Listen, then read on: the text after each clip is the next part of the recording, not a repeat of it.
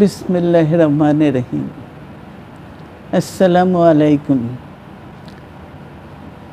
দীর্ঘদিন অসুস্থ থাকার পর আপনাদের সামনে কথা বলতে পারার জন্য আল্লাহর কাছে শুকরিয়া আদায় করছি।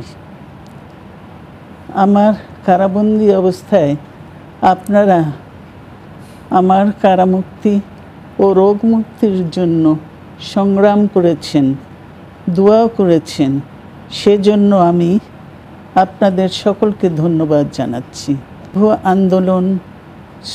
দীর্ঘ আন্দোলন সংগ্রাম ও ত্যাগের মধ্য দিয়ে আমরা ফ্যাসিবাদী অবৈধ সরকারের কাছ থেকে মুক্তি পেয়েছি। আমি আন্তরিক ধন্যবাদ জানাতে চাই আমাদের বীর সন্তানদের, যারা মরণপণ সংগ্রাম করে এই অসম্ভবকে সম্ভব করেছে। শত শত শহীদদের জানাই শ্রদ্ধা। এ বিজয় আমাদের নতুন সম্ভাবনা নিয়ে এসেছে। দীর্ঘদিনের নজিরবিহীন দুর্নীতি,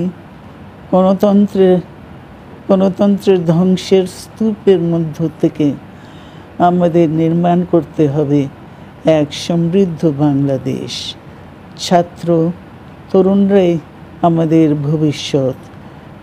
তরুণরা এই যে স্বপ্ন নিয়ে বুকের রক্ত ঢেলে দিয়েছে, সেই স্বপ্ন বাস্তবায়নে করতে মেধা, যোগ্যতা, জ্ঞান ভিত্তিক গণতান্ত্রিক বাংলাদেশ গড়ে তুলতে হবে। শোষণহীন সমৃদ্ধ বাংলাদেশ। সকল ধর্মের গোত্রের অধিকার নিশ্চিত করতে হবে। শান্তি,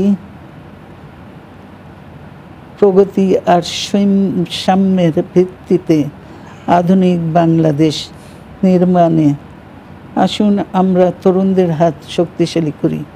ধ্বংস নয়, প্রতিশোধ নয়, প্রতিহিংসা নয়, ভালোবাসা, শান্তি ও জ্ঞান ভিত্তিক সমাজ গড়ে তুলি।